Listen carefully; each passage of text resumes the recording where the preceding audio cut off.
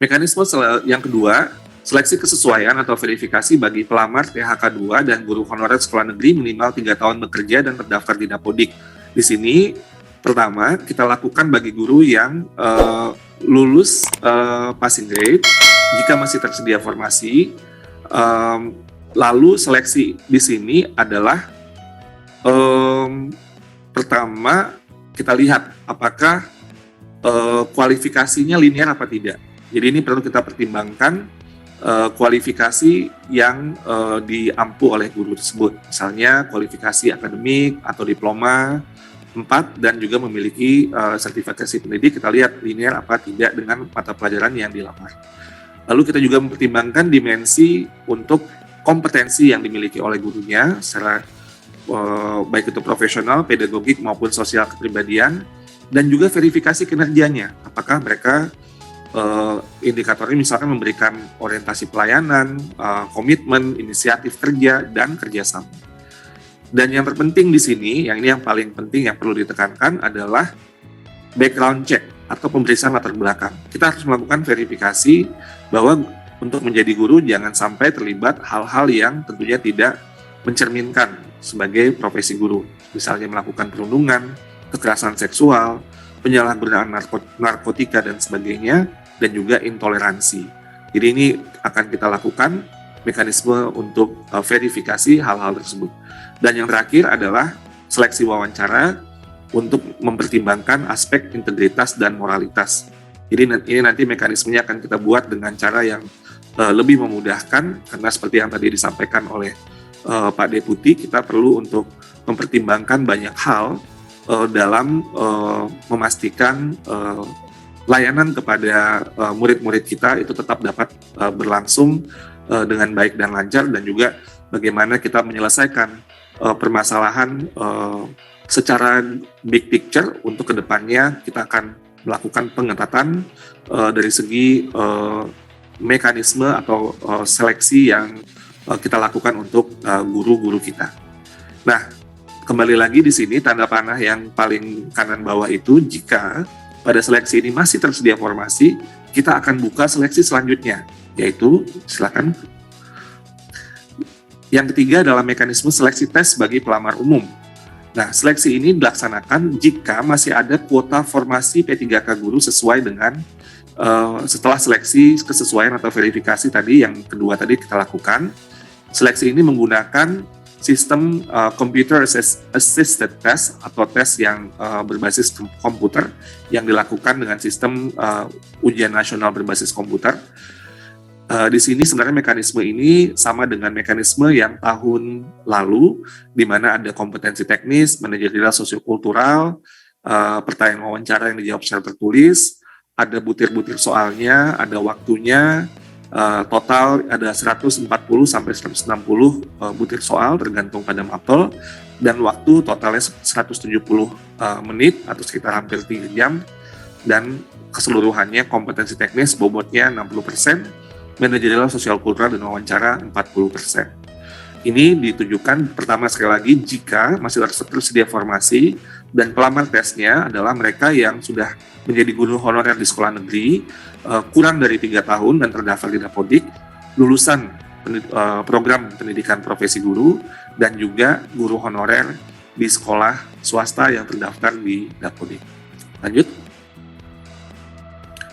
Baik, Ibu Bapak sekalian, yang tadi sudah disampaikan oleh Pak Asisten Deputi, Pak Aba, bahwa kami menyediakan layanan helpdesk yang dapat digunakan untuk jika pertanyaan-pertanyaan lebih lanjut nantinya, jika ada yang ingin mendapatkan informasi yang lebih detail, di sini bisa ada call center, ada telegram, atau bisa juga melalui portal bantuan. Jam operasionalnya dari jam 7 pagi sampai jam 8 malam. Jadi Bapak Ibu ini juga silakan dimanfaatkan juga. Namun juga kami juga menyampaikan, tadi sudah disampaikan oleh Pak Aba, akan ada rapat koordinasi lanjutan yang mungkin lebih teknis, yang nanti akan lebih banyak kita bahas untuk diskusi lebih mendalam tentang bagaimana melakukan mekanisme-mekanisme tadi sesuai dengan konteks Pemda yang ada di Bapak Ibu masing-masing. Tapi sekali lagi saya menegaskan bahwa kuncinya di sini adalah tentunya pengajuan formasi semaksimal mungkin, karena itulah yang sebenarnya akan sangat membantu para guru-guru kita untuk mendapat kesempatan menjadi ASN P3K sehingga mereka dapat memberikan layanan yang lebih baik karena secara kesejahteraan mereka mendapat jaminan yang lebih baik dan juga secara pekerjaan juga mendapat perlindungan yang lebih baik dan juga secara kesempatan untuk melakukan peningkatan kompetensi juga akan semakin baik. Ujung-ujungnya layanan dasar yang paling mendasar yang kita bisa sediakan untuk seluruh anak-anak kita juga bisa semakin baik ke depannya. Demikian yang dapat saya sampaikan. Terima kasih. Mohon maaf atas salah-salah kata. Wabillahi taufik wal hidayah. Wassalamualaikum warahmatullahi wabarakatuh. Nah, di sini admin ingin kembali memperjelas rekan-rekannya. Sepertinya tampilan slide yang disampaikan oleh Pak Iwan itu kurang jelas rekan-rekannya mengenai ini mekanisme kesesuaian atau verifikasi bagi pelamar prioritas 2 dan 3 yang mana kita tahu prioritas 2 dan 3 ini tidak perlu tes lagi. Nah, kembali di sini admin tekankan bahwa prioritas 2 dan 3 itu adalah yang pertama adalah THK2 rekan-rekan ya. Jadi prioritas 2 itu adalah THK2. Terus prioritas 3 adalah guru honorer negeri dengan masa kerja minimal 3 tahun. Minimal 3 tahun deh ya rekan-rekan ya. Kurang dari 3 tahun itu tidak masuk berdasarkan Dapodik.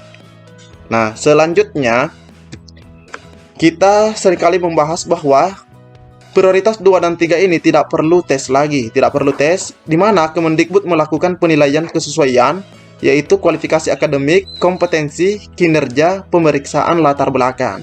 Nah, alhamdulillah rekan-rekannya hari ini kami sudah mendapatkan atau kita sudah mendapatkan rincian setiap indikator ini rekan-rekannya, misalnya kualifikasi akademik. Kualifikasi akademik yang dinilai itu kualifikasi akademik sarjana. Nah, itu harus S1 atau D4. Jadi, harus S1 atau D4 atau Serdik. Nah, artinya apa? Serdiknya linear dengan yang dipilih. Seperti itu rekan-rekan ya. Atau ijazahnya linear atau D4. Itu rekan-rekan ya. Sedangkan untuk yang kompetensi teknis, ya kompetensi teknis yang dimaksud di sini adalah yang dilihat itu mengenai profesionalnya, apakah guru itu profesional, bagaimana pedagogiknya, bagaimana sosialnya, dan bagaimana kepribadiannya, rekan-rekannya. Nah, ini yang diperiksa atau dicek kesesuaiannya atau yang dinilai oleh Kemendikbud di kompetensi teknis. Sedangkan mengenai kinerja, nah kinerja di sini yang diperiksa adalah orientasi pelayanan. Orientasi pelayanan pastinya sebagai seorang guru bagaimana melayani rekan-rekannya. Terus komitmen.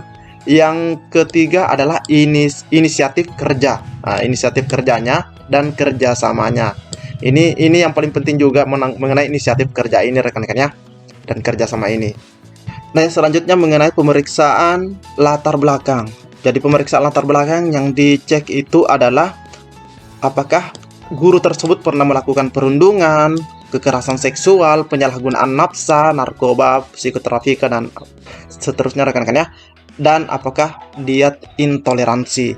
Jadi ini adalah yang poin-poinnya, poin-poin dari setiap indikator ini yang akan dinilai atau diverifikasi oleh Kemendikbud rekan-rekan ya. Jadi rekan-rekan itu tidak dites, ini tidak dites rekan-rekan ya, hanya diverifikasi atau dinilai. Seperti itu rekan-rekan ya. Semoga bisa dipahami. Lebih dan kurangnya admin mohon maaf. Assalamualaikum warahmatullahi wabarakatuh.